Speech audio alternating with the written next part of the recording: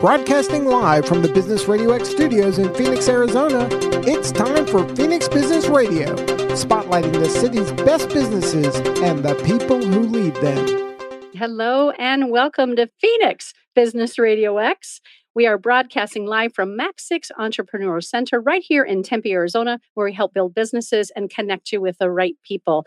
I apparently have not had enough coffee today. We'll take care of that after today's interview. I am super excited to welcome back a few members of the Matrix New World Engineering team and a bonus guest. We got to have the pleasure of speaking with Nathan Miller and Elizabeth Mora, we think about a year ago, and they were kind enough to say, you really need to meet Laurie and Bridget and Alexandra. So here we are. We've landed in the studio today for maybe, part two and a little different look at what Matrix New World Engineering is doing. So please help me welcome Laurie Polasko to the studio. She is the Vice President and National Director of Remediation. And we have Alexandra Polasko, who is remote with us. She's a postdoctoral researcher and fellow. And Bridget Hoagland with us in the studio today. And she is a project engineer. I'm so excited to have each of you. Absolutely. So we had a few minutes before we went live to just kind of get settled in and acquainted, and a lot of laughter, a lot of giggles, and a lot of really neat information already. So this is going to be a full packed interview with a lot of information. I'd love to go around the room and just have each of you share a little bit about yourself and how throughout your career you landed to the position you are in today, and how does that play into Matrix New World Engineering, and more importantly, water. Laurie, would you start for us first? Sure, I'd be happy to start. Well, I have certainly a very circuitous pathway in my career. And just when you think you know what you're going to be doing, I take a different path. So I started out in college. People are like, what do you study in college? So I was like, I like to swim. So what do people who like to swim do? They become marine biologists. So of course. So I majored in marine biology in undergrad. Throughout undergrad, I had the opportunity to do a bunch of different internships. And if we want to talk about them, had the opportunity to work at the Shedd Aquarium, got bit by one of their sharks while I was working, lots of fun things. I lived on an island all alone for a month, studying a fish that lived in high and low salinity. Just living alone is a whole nother experience for a month. Then probably the highlight of my career of my college was getting an opportunity to work for Jacques Cousteau at the Oceanographic Institute in Monaco.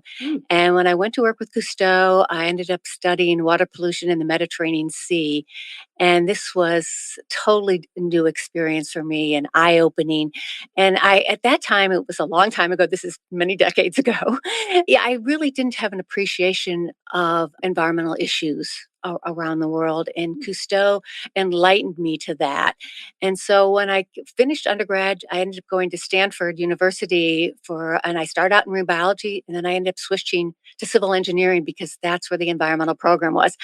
And let me just tell you, as a biologist, the whole concept of doing engineering was very scary to me. I was like, oh my gosh, this means we have to do a lot of math and all that stuff. But somehow I survived that whole experience and ended up getting a couple of degrees in civil and environmental engineering. And then I did a master's in documentary film that has nothing to do with the engineering, but it was so much fun.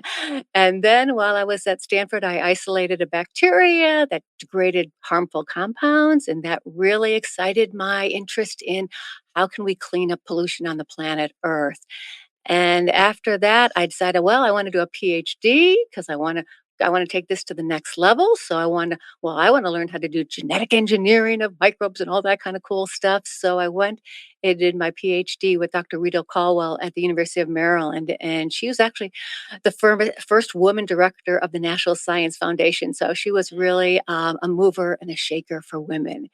And so I went and did my PhD with her. And then to make a long story short, my husband brought me up to Schenectady, New York, and I ended up doing my PhD research partially at the New York State Department of Health, which had an environmental division. And I started out doing environmental research, but then they ran out of funding. And so then all of a sudden, like, well, I want to learn genetic engineering. And they're like, oh, we just got this $10 million grant for cancer research. Would you like to learn how to? So I'm like, oh, absolutely. I want to do cancer research. So I switched my paths from environmental into cancer research. And then I finished my PhD, came out and did a postdoc at Stanford Medical School. So we have this whole circle of life here. And then I was there for a while. Then we had the Exxon Valdez oil spill. The next thing I get a phone call from that team saying, we need your help.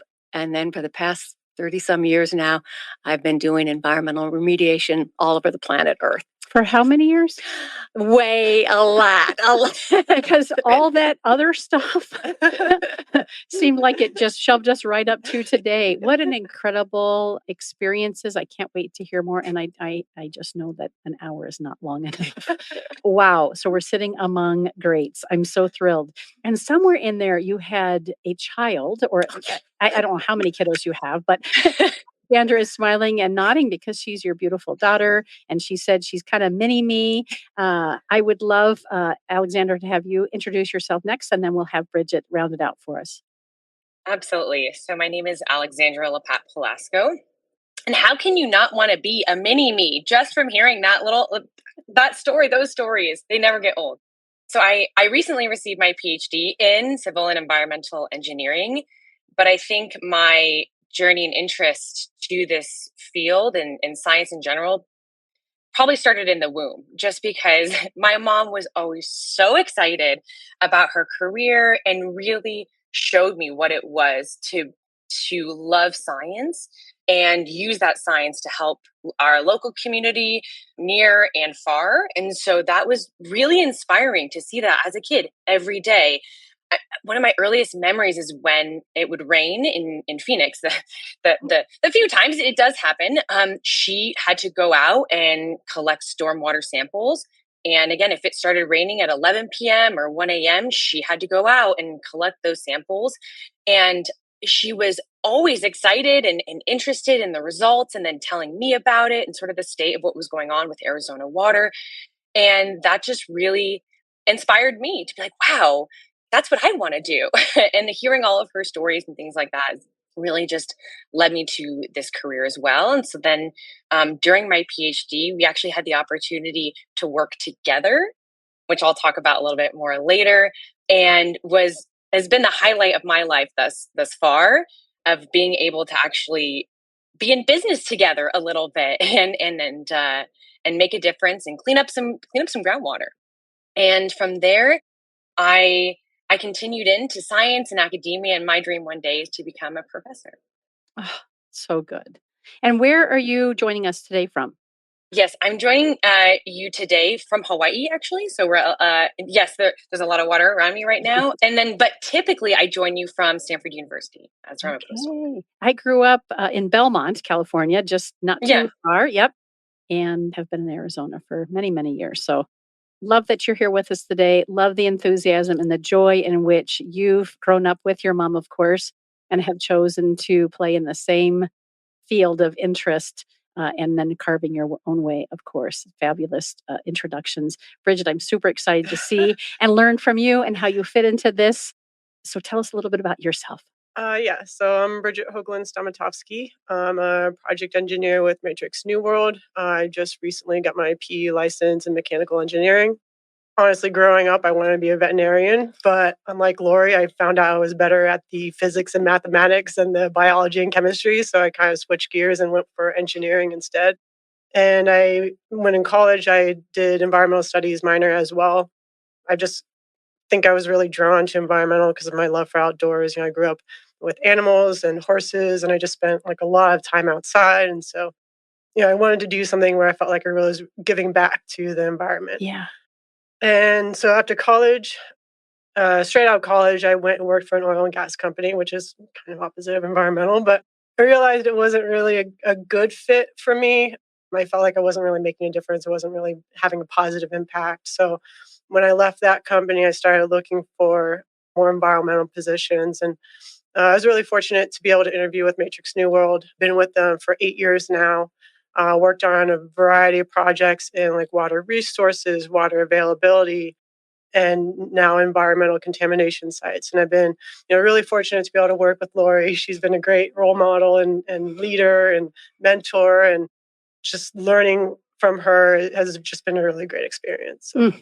Amazing. All of you. I'm blown away. Incredible. Let's, for our viewers and listeners, kind of back up the train a little bit and talk about specifically water, the importance of clean water preservation. I'm kind of making up words because I'm the green newbie here. But let's talk about that, and then I want to talk a little bit more about the company as well. So, why is water important? What should we be concerned about, and what should we look forward to as it relates to the work that you're doing? So, any of you can pop in.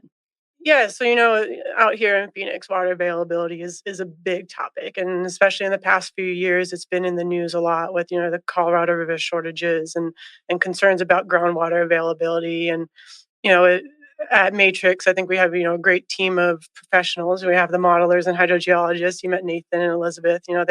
They're great, and that's important to make sure we have enough water. But then we also want to make sure it's clean enough to be able to consume. So in the future, when some of these sources may dry out, we need to be able to turn to other sources, and we need to make sure that they're able to provide our growing population, growing development, and generations in the future. Yeah. Anything to add for either of you? Yeah. So Bridget does both. She does water quantity, water quality. I probably spend 95% of my career on water quality. So, my first experience in doing cleanup was the Exxon Valdez oil spill. So that was a long time ago, back in 1989.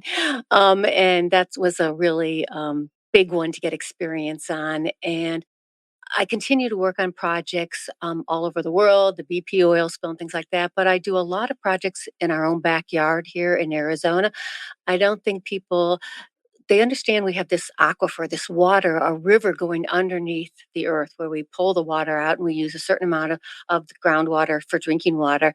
And when that water gets impacted by various types of things, industry may impact it. And I think we've come a long way in the past 10 to 20 years on doing pollution prevention. It's just so much better way to go. But we are still paying for the sins of the past. And that's what I focus a lot of my time on is how can we effectively get rid of these contaminants, clean up the water, be it groundwater, surface water, or whatever, and doing it in an environmentally sustainable way. And I think we've developed a lot of techniques now that help us do that. And we can talk about those if you'd like. I want to talk about everything. I'm going to cancel the rest of my interviews today and just sit and bask in the wisdom and experience of all of you. Such an important conversation. And I remember when Nathan and Elizabeth were here, I learned so much. I knew that, we need to kind of be careful with our water and find new sources. I didn't realize how important it is to make sure that it's clean water. You just make assumptions when you're a general lay person. So let's continue to educate and share that information. Now let's kind of bridge to Matrix New World Engineering, and I would love to learn a little bit more about the company. Again, I have some experience having met some of your counterparts, but our viewers and listeners who are coming to us for the first time might not know who you are. So let's talk about how the company got started, who Matrix New World Engineering is, and anything else you want to share to that point. So I could start with how it got started. Yeah. So Matrix New World Engineering was started by Jane and Dennis. They're a husband and wife team, which was really cool. Dennis is a hydrogeologist and Jane's an engineer, Jane Warner and Dennis Petroselli. And they started it, more than 3 decades ago. And they started small back in New Jersey and then just started growing organically. And now we have, more than 300 people. And we're part of the True Environmental team now. So we've recently, 4 more companies have come on to the True platform, the True Environmental platform. And there's companies like Sphere 3 that specialize in the air. And then we have Great Ecology. Let's see, the other Sundance. Yeah. So now we're bringing in other companies that can provide different expertise to us. So Sundance is now providing us opportunities to start working with the federal government. Federal government, with all the different Air Force bases and Army bases, have a lot of environmental challenges. I mean, right here in our own backyard, Luke Air Force Base, and down in Tucson, there's the Air Force Base there. And unfortunately, those bases do have contamination on them, and we can talk about how they can clean them up. And so we're actively involved in all these different types of clients, both in our backyard and around the world. Anything to add to that, Bridget? I mean, we can talk about some of our specific projects. Please. Yeah, so one of the sites we work on is actually up in Prescott, Arizona. It was a former dry cleaner site, so they have a lot of chlorinated solvents in the groundwater out there, which are essentially cleaning products. And so we are using microbes to clean up that site. But before we went up and started the injections, we ran like a lot of tests to see which microbes, which nutrients, which food sources would work best given that environment, because every site's different. And it's important to make sure that we get the right combination so that we can clean up the sites, as quickly as possible. So, there's a lot of planning, a lot of stuff that goes on. We can't just go up there and start like injecting and hope to clean up the site. So we, ran all the tests. We started injecting earlier this year. And so now we're monitoring the site, and so far everything's looking really good. So I think that's one of the examples of a project that we would work on, especially in this area, or even across the nation. We work on those type of projects. Yeah, you mentioned when you're talking about the company itself, how many different places you are. I know Matrix has offices, and I'm reading this: New York, New Jersey, Connecticut, Arizona, Louisiana, Chicago, and all throughout the Caribbean and United States. There's these projects and focuses. Are you leading the pack as a company? I mean, are people and companies watching you and tuning in, and it sounds like it based on some of these acquisitions or these mergers that it makes sense to have this collaborative effort. Absolutely. When you have these big environmental challenges out there, and we don't work on projects just in the US, but all over the world, we work on projects. And it's important to have a really highly qualified team. And it's not just this engineer or that. We need a team of highly diversified skill sets. I mean, we need the hydrogeologist, the geologist, the chemist, the microbiologist, the civil engineers and mechanical engineers. And if you kind of ignore any one of those capabilities or whatever on the project, your projects can have disastrous failures. And many projects have come to me because other individuals or organizations have not taken these things into consideration. And then they've had, the worst thing you want to have is take a contaminant and break it down or degrade it into a more harmful contaminant, Hmm. because then you've actually made the environment more toxic. So it's very important when we're doing our remediation designs that you understand all the different characteristics. And so the one that Bridget talks about in Prescott, it's these dry cleaners or chlorinated solvents, we will call them. And you start out with this PCE is the top contaminant, and you can actually break it down to vinyl chloride, which was that big thing in Palestine. They had the release in Palestine where Yes. so vinyl chloride is a highly toxic compound. It's got a very low drinking water standard. So when we're doing biodegradation of our contaminants, we don't want to get stuck at vinyl chloride because that would be really hazardous and bad. So we make sure that we can add these microbes, their name is Dihalococoides.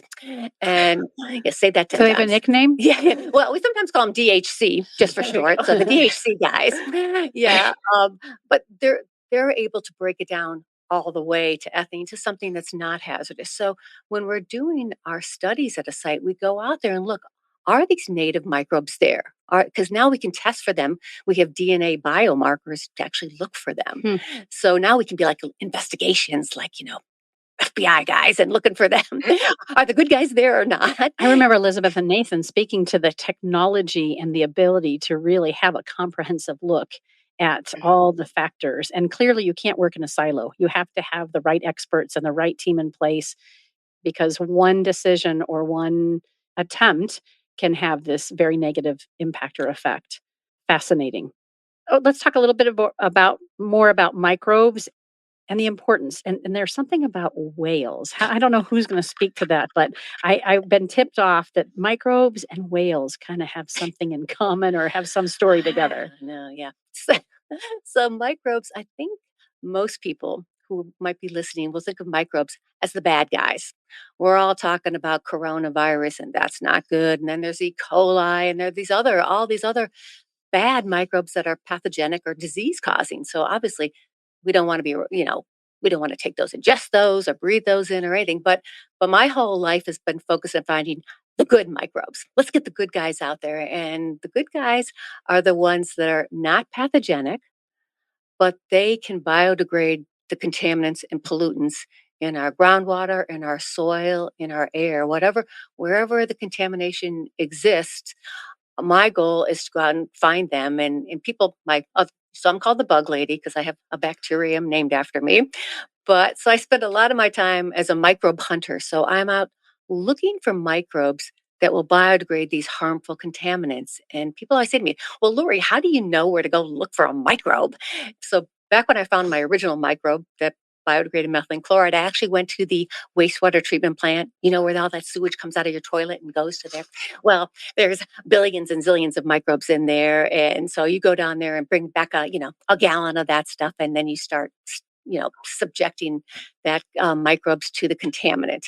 And then eventually, I started out with millions of microbes. And after weeks and weeks of time, I ended up with one microbe that could eat the contaminant.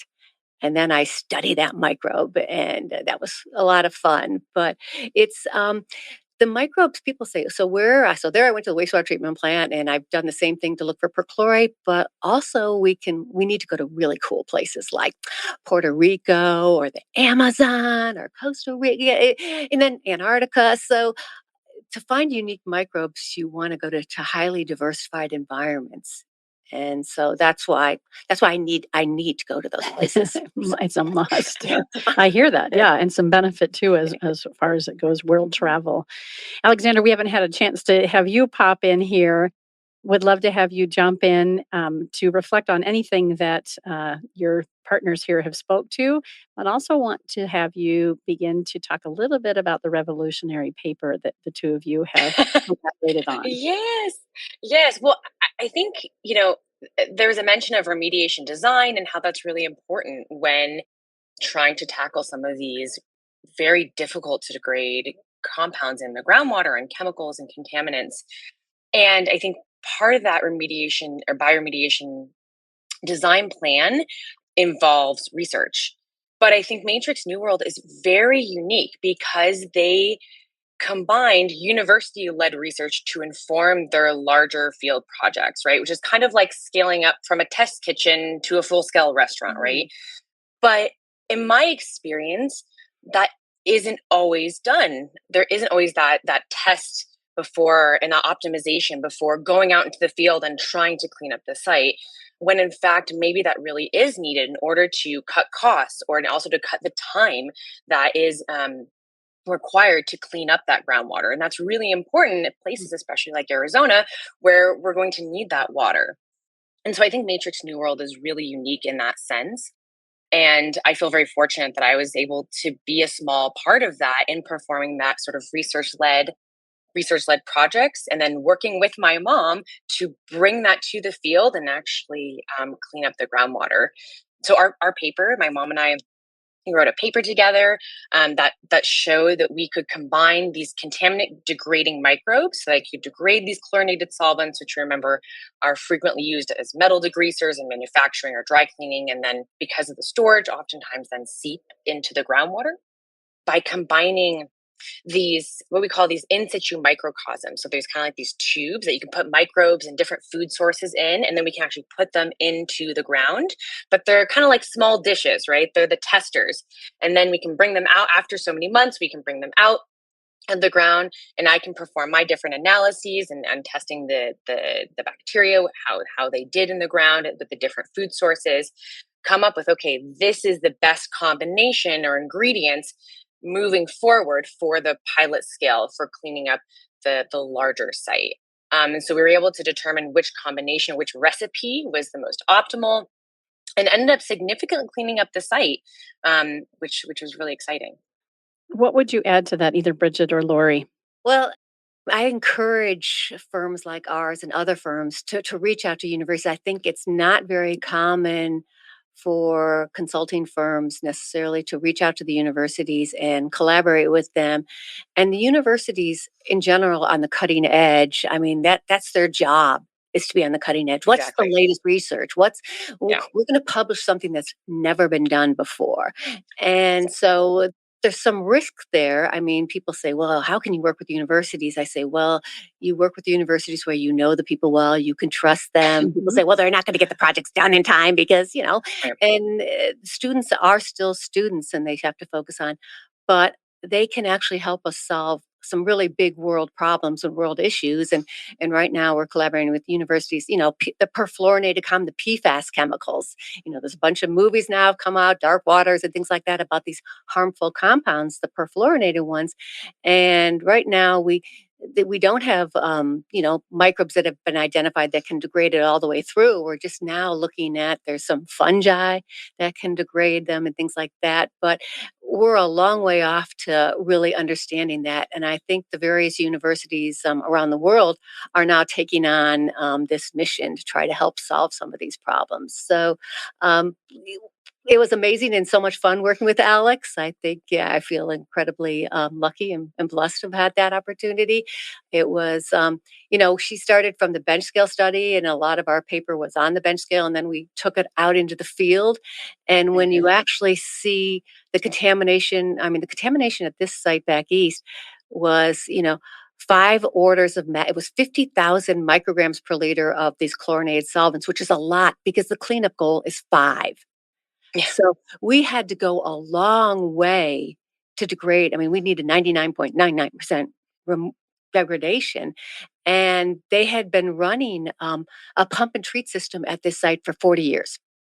And the concentrations hadn't gone down. Unsuccessful. The concentrations stayed because there was so much contamination in the groundwater. And they'd done some other they'd done a bunch of different remediation techniques over the 4 decades.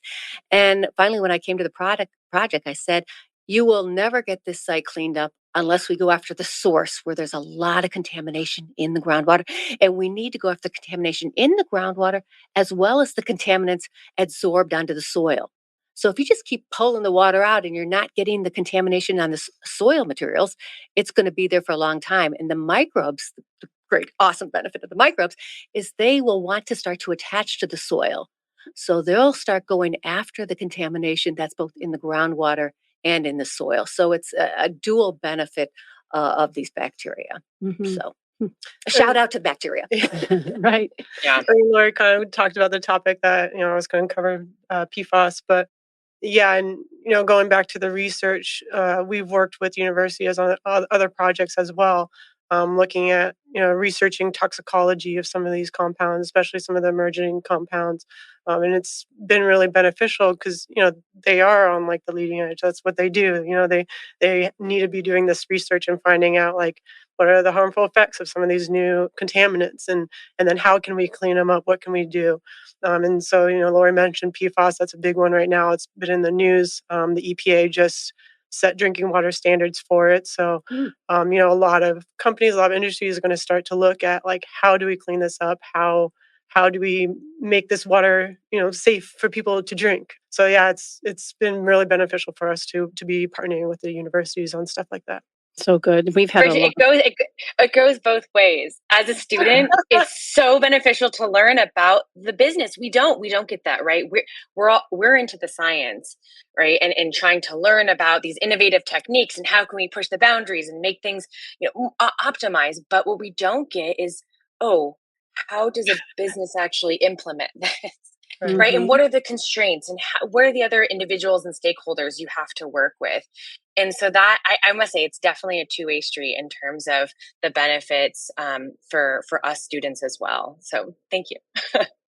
Love that. We've had the privilege of having several universities on many of our shows, specifically, of course, University of Arizona, Arizona State University, and Northern Arizona, since we're right here in the Metro Phoenix area. And it's conversations like these where we're constantly celebrating those conversations, those partnerships, and the alignment and how important it is. So thank you for highlighting that today.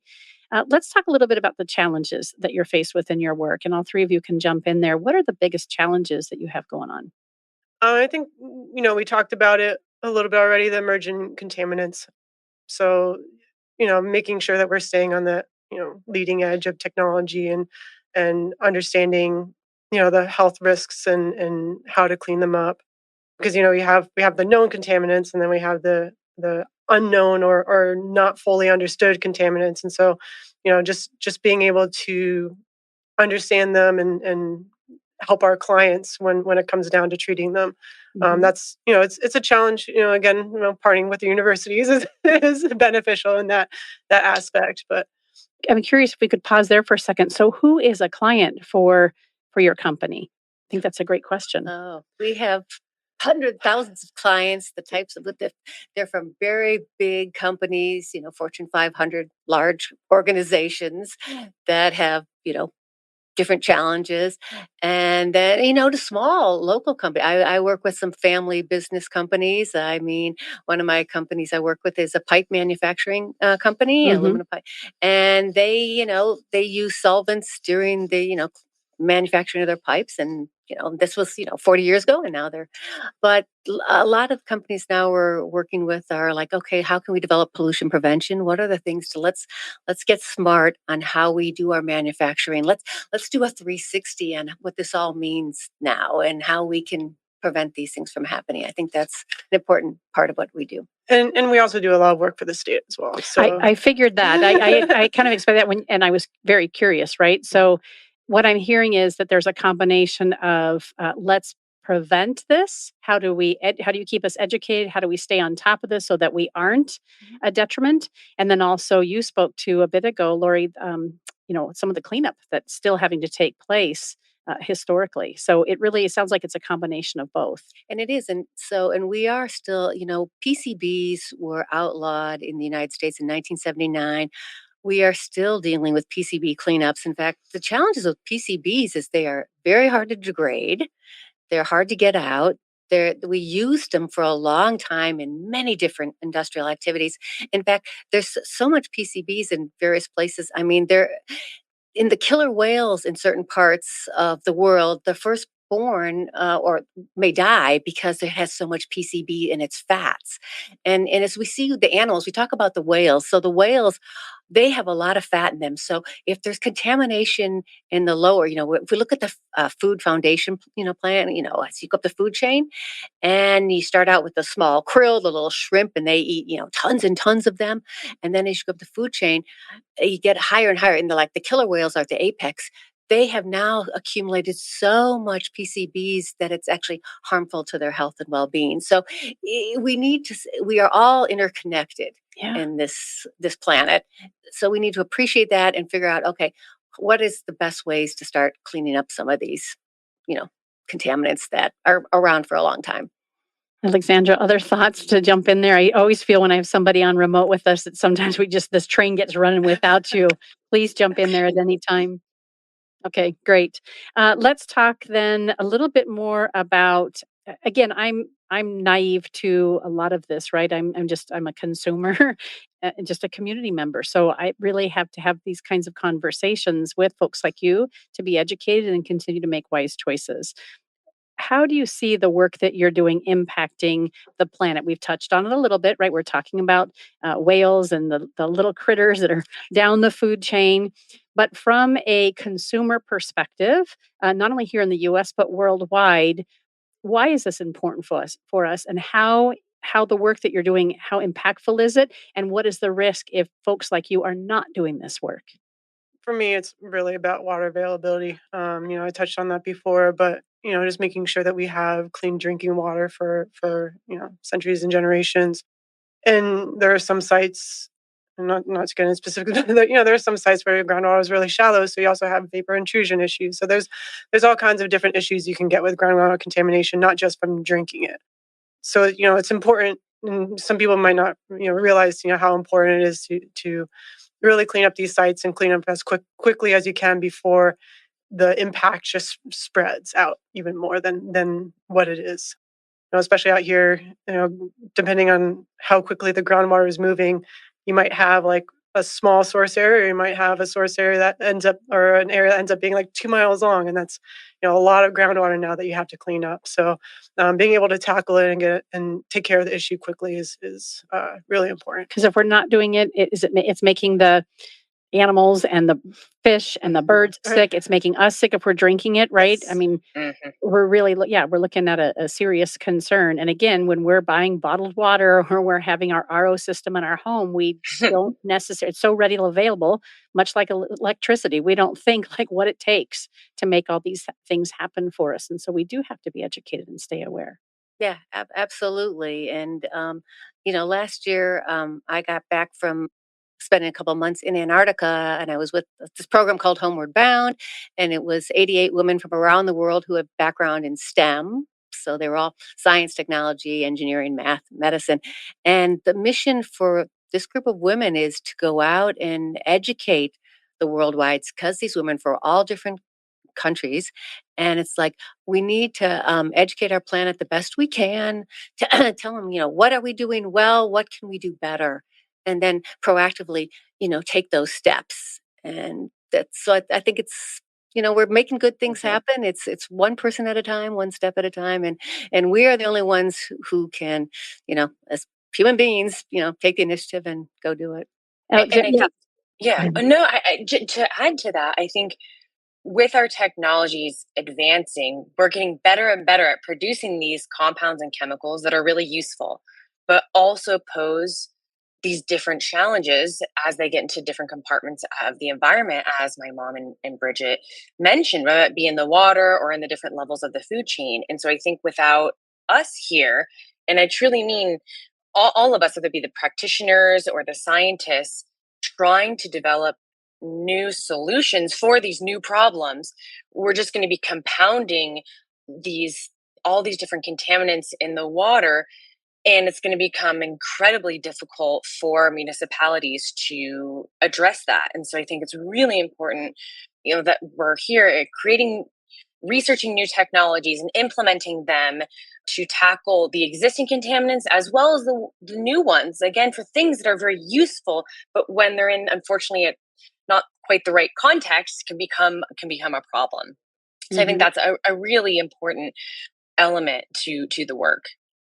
Yeah, and may be able to treat the groundwater, but it's going to get really expensive if. Yeah, within budget. Yeah, exactly.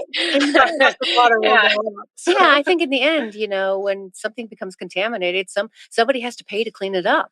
And nobody wants to pay. I mean, they all want to be as cost effective as we can, and oftentimes people don't think about that. And if we don't go after the source contamination and where the high levels are high, we're never going to clean up the sites. And so that's the challenge that we need to work with, the team. And I think we spend a lot of time speaking with EPA and ADEQ and understanding their concerns. And I think a really important part of our job is communicating with the public. If we don't get public acceptance, I mean, I remember the first time I started talking about bioremediation in Phoenix, and this is, 20 years ago, and I had a big public meeting and hundreds of people came and they're like, what do you mean, Laurie, you're going to start sticking in these non-native microbes into the groundwater? What's going to happen to them? Are they going to mutate? And are they, everyone's, and they had really good questions because we need to address those things. So it's important as scientists and engineers that we listen carefully to the regulators and the public and address all of their concerns, because if we don't, I think we'll lose trust. Then it's really hard to do your job.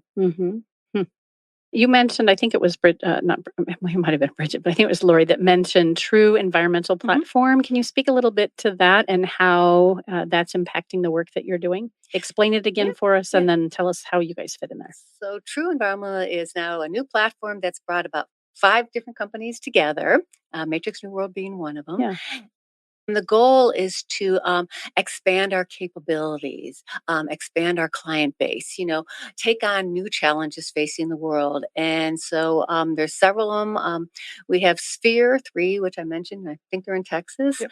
And they focus on air pollution, contamination, and being aware of how do you address air issues. And that's a really big topic. And, obviously air is a big issue in Arizona. We have the ozone and things like that, where they're over the ozone level. And so we're, I think ADQ is, seriously looking at, okay, what can we do to, decrease our ozone levels? And then we have Sundance, and Sundance is a company that came in, another environmental firm, and they do a lot of work with the federal government and the military, and so a lot of those types of projects. And then we have, what else do we have? Triton, right? I think they're out of Connecticut, and then Greater Ecology out of California. Yeah, and it's not just expanding what we're able to do in our capabilities, but it's also expanding our company geographically. So, yes. We may have something like Sphere Theory may be in Texas, but they're helping our East Coast offices too with their permitting up there, which is, a big issue in New York and New Jersey. So it's, helping us, it's really beneficial for everyone involved. And just opening up the different opportunities that we have, the different clientele that we can reach out to and can connect with. And even our current clients, we're now able to offer them these services that we weren't able to before. And so it's really great for us, our clients, everyone involved is really benefiting from what they're doing with True. So. Yeah. And the cool thing is, I think we all then start learning more. I think the reason I love my job so much is because I love learning. I mean, I am never going to stop learning till the day, I go to the next world. And that's the great thing. And so when we bring in more people with more specialties and they can contribute to our project, it's really fun. Mm-hmm. So I hear that. I hear that thread through everything that each of you have talked about, that not only is it intense work and important work, it's also fun. Yes. And I think, I'd love to hear that. I'm curious, Alexandra, what's next for you? You have this paper. What are you working on now? And then where do you see yourself and the work that you're doing next? Yeah. So after my PhD, I wanted to dive a little bit more into the human health side of things, because that was actually part of my mom's past too. So again, serving as an inspiration, but I was working with all these different contaminants that are cancer causing or have toxic effects and endocrine disruptors. And in that, the effect of the contaminants became really interesting to me, and how we can then address those human health effects. And so I now transitioned to a postdoc at Stanford University. I was at UCLA, then went to now at Stanford in the Department of Urology. So kind of now the consumption of the water, and then how does that affect our internal organs. And so that has been a really interesting transition for me, because it's now seeing the effects if we don't clean up the water, right? And what does that do to our ability to have children, and the effects it has on our children and on our as we age, our potential to develop cancer and things like that. So that's really where I'm at now. And I'm hoping to stay in academia and continue the partnerships with businesses like Matrix New World and my mom, because I think that's just so important to ensure, as researchers, we are working on practical solutions. I think sometimes, again, as researchers, we can get down these rabbit holes that you're like, how is this going to help anyone? Right. And we keep that check on That's where ourselves. we helping somebody. Yeah, right. Fascinating. Okay, that's great. But is this really going to be able to be applied in many of our lifetimes, right? And so that's when I think, with working with practitioners, and I learned from working with my mom in Matrix New World, of how do we keep that always in the back of our mind, for the questions that we're addressing. hmm It's interesting when you were giving accolades to the business side of research and the business side of things. We've had many conversations with companies, either privately held or publicly held, and they're saying the same thing. Like, we can find ways to make money, and we can find ways to invent cool things and provide great services. But at the end of the day, if we're not doing service to humanity and to the world and the environment, then what are we doing it for? And a lot of businesses have kind of flipped the script on going to their constituents, going to their stakeholders and their communities and saying, hey, what ought we be solving? What should be working on? And it's been really fascinating to witness that over the years. Again, just 7 years here, but as an educator previously, I'm really pleased the direction that we're going overall around this collaborative effort between higher education, government, private and public businesses, and really bringing it back to kind of that small town feel again. We're all here to link arms and help each other. And I'm grateful for folks like you leading the way in doing that. We're just about at the end of our conversation today, but I want to Well, I know Lori's got so much more to say, and we do have some time. What else do you think our listeners and our viewers really need to know about what you're up to? And then for our listeners and viewers who may be curious and staying in touch with you, we'll get to that in just a bit. But what haven't I thought to ask? Look at your notes, I think my goal, and maybe Bridget and Alex's, is I want to be on top of, I want to be aware of what's coming next. Let's stay on top of it. I think in the environmental business, if we can be proactive as opposed to reactionary. And that's the pollution prevention is a big part of that, but also understanding of the contaminants that we are currently dealing with. How can we do this better? I look at my team when I come to a site or a client has hired me to deal with a highly contaminated site or whatever. I'm like, okay, first meeting I have is think outside of the box. Let's write every crazy possible way to clean up a site on the board, and then let's go through and then cross out the ones that are really not going to work, but the ones that might be a good idea. What do we need to still know? So that the part I really love about the job is the creativity. That's what makes it really fun. That makes it challenging. It makes it interesting. The team collaboration. I love my team. I have amazing people. Bridget working with me and Alex. They're the ones who implement it all and make it happen. And without them, we couldn't be doing the work we do today. So it's all those things. Yeah. I think I'd second that. I mean, Mm-hmm, well mm-hmm. said. Yeah. So I got to hear about living by yourself or on your own for a month. So I'm a Naked and Afraid fan. I couldn't last 30 minutes out there. The second I got one bug bite or one prickly thing under my foot, you weren't naked and afraid, were you? No. The good news, I was neither naked nor was afraid. All right. So to make a long story short, I'm actually the middle child of 7 kids. So I never knew the concept of quiet or silence. I always shared a room my whole life. So when I wrote after I worked at the Shed Aquarium, our school had these internship programs. So I wrote a letter down to University of Florida, University of Miami, Scripps, and Woods Hole, all the famous marine biology institutes, and said, "Oh, I'd like to do an independent research project at your place or your university, or join one of your teams." And Scripps and Woods Hole wrote back and said, "No, we don't take undergrads. No, thank you." So University of Miami in Florida wrote me back and said, "Yeah, think of a project, and Wow. we'll think about it." So I ended up coming to University of Florida, which actually owns a little island in the Gulf of Mexico called Seahorse Keys, and on the island's super small. It's like maybe 3/4 mile wide, mile long. So I wrote to them and they accepted me. And then I wrote back to my buddies at the Shed Aquarium, "Hey, you got any ideas for research projects down there?" And so I really encourage young people when they're trying to think of things to do. Oh my gosh, network, network, network, Yes. and reach out to your buddies.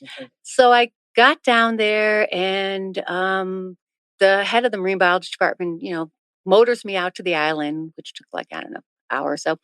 And he's like, "Oh, Lori, oh, by the way, all the graduate students are going to be back in Gainesville this month." I'm like, "Oh, okay. Yeah, that sounds great." And like, "Oh, yeah, watch out for the water moccasin snakes. Oh, They're no. deadly." And this is way before we had cell phones. This is back in the dark We're ages. dropping you off and Yeah, exactly. Have a great life.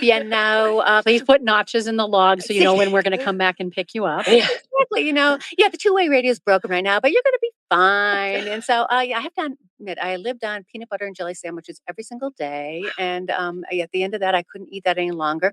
But probably the most interesting, I mean, people say, "Well, how did you survive?" And I would talk to the animals. I talked to the trees. I talked to everybody. Yeah. But one day I did bring these fisherman wader pants with me because I thought, "Oh, I'm going to use these." Did I bring a radio? No. Did I bring any music? No. So I put on my fisherman wader pants that go up to the top of me, and I decided I'm going to walk around the island. And this is in January, Oh, and goodness. it's at 4 o'clock in the afternoon, and I'm walking around the afternoon, and the sun is setting, and the tide is coming in, and all of a sudden I get stuck in this quicksand like mud, and I'm like, "OMG, this is not good. This is really bad." And I'm like, okay, so then I'm trying to pull my legs out of the mud and then I'm sinking more and Oh, my more. gosh. And then now the tide's coming even further and the sharks are hanging out. I'm like, "Oh, this is not good." So I finally, after about 20 minutes of struggling, I realized I am not going to get out of this. So I finally completely lay down in the water and fill up my waders with water, and then I become like an Amore eel and I just start slithering out of them. And yeah, at the end of that, I was like, so at the end of my trip, the expedition, my month on the island, the head guy comes to pick me up. And he sees my waders out there in the mud. And I'm like, Dr. Matura, it would be great if you told me about this. And so we laughed and stuff. But it was, I'd say, I learned I learned way more about myself than I did about the little fish I was Oh, studying. sure. I'd imagine. I learned a lot about myself spending a weekend at home without kids and a husband. Incredible. Wow.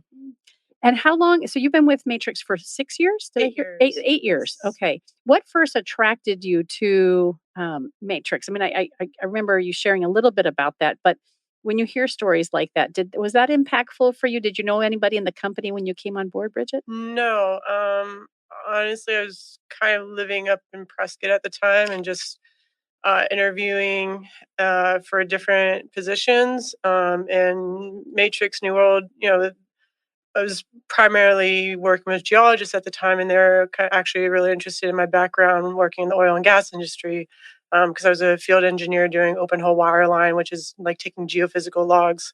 Um, basically logs that will tell you like the porosity and the formations and the fluid that's in the formations. And so they're interested in that, but I mean, they were aware I didn't have a geology background, but at least I had experience with like looking at the logs. And so when I started out, I was more of like in a geology position, a scientist position, and just kind of like worked my way. Now being project engineer, and it's now we have I think one other engineer in our office, but our New Jersey office, we have a lot of engineers out there. So yeah, I mean it's kind of lost track of the question, but yeah, No, it doesn't. I don't care about the question. I just want to hear about your experience. Yeah, I mean, I think I was just really fortunate with being able to start with Matrix New World. I think when you're coming off of one job and you're kind of just like going for anything you can possibly get, And something that sounds like you said earlier, that really kind of resonated with you more so than what you had been doing previously. Yeah. So I mean, I was going after environmental jobs for sure, but Yeah. just being able to work with Matrix, started out when I started with them, they're a much smaller company, and just being able to be with them and work with them as they've been growing has been really a great experience, and being able to learn from a lot of different people, such as Laurie, and it's been a really great experience working with them. Oh, so pleased to hear that. We're, we talk about a purpose-driven life. I think we are a purpose-driven company. Absolutely. And we have that mentality throughout the entire organization. And it makes a big difference in the attitude of your team because they feel like, yeah, we are making a difference. And each step is important and how the individual contributes. I think it's important when you have big projects that all of the individuals understand their part in the project and how it's contributing to the goal of the project. And I think we're taking effort to make sure that the team understands that. Yeah. Fantastic. Well, I am thrilled to have all three of you with me today, learning so much more again about our water, our resources, and how important it is that we keep it clean and we project into the future around, how do we avoid contamination like we have in the past. Again, you've been listening to Phoenix Business RadioX with Matrix New World Engineering, and you can find them at mnwe.com, also on LinkedIn and Facebook. It looks like, wow, all over the social media. I would not expect that. So the website is MNWE. Again, LinkedIn for Matrix New World Engineering Incorporated, Facebook, Matrix New World, and then Twitter, as well as Instagram. So pleased to hear that because really it matters, right? Sometimes we think, oh my goodness, I don't want to deal with social media. However, that's how people can hear about these interviews and learn and then run alongside all of you. And then are all three of you active on LinkedIn as well? If people listening today were curious and wanted to stay in touch, is that a great place for them to do that? Absolutely. Yes. Absolutely. I get lots of people contacting me. So yeah, we love LinkedIn, and we've been live LinkedIn as a video today. So we'll encourage you guys to share that. And for our viewers and listeners, if something has sparked your interest today, your curiosity, or someone who needs to hear this conversation, please share it with them so that we can continue to do what we need to do on behalf of our environment and really our health and well-being. So on that note, is there any last thing you want to get in there that I didn't think to ask before we close? Go for it. We've got a few minutes. I mean, I think, if you told me a few years ago I would be doing conferences and live interviews, I would have told you you're crazy. But, not to turn this into a Laurie appreciation podcast, but just let's do it. Bridget, I'm with you. Work with her, and she's really been able to bring me out of my shell and do these kind of things and be a public face. So it's been really great. So really appreciate it. So sweet. And agreed. Absolutely. Right. And even though I've been public facing pretty much my whole career, I have also been the person who's been known to be on the bathroom floor, almost ready to throw up before I speak to hundreds of people.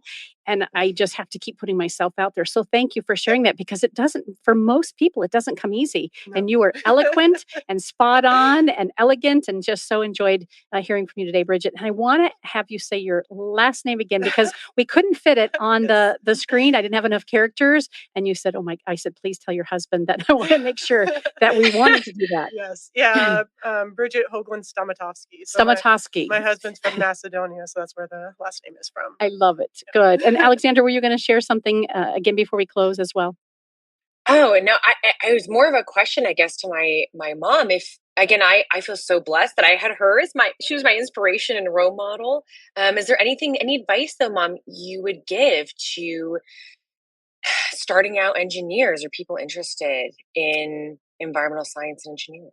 So for people who are heading to college or even in high school, my biggest recommendation is try to get some actual real world experience, to go out and do internships. I mean, I always am kind of sad when I hear somebody, they end up graduating from college, get a certain degree, and then they go into the field and they actually absolutely hate it. And you're like, oh, well, that was kind of a bummer.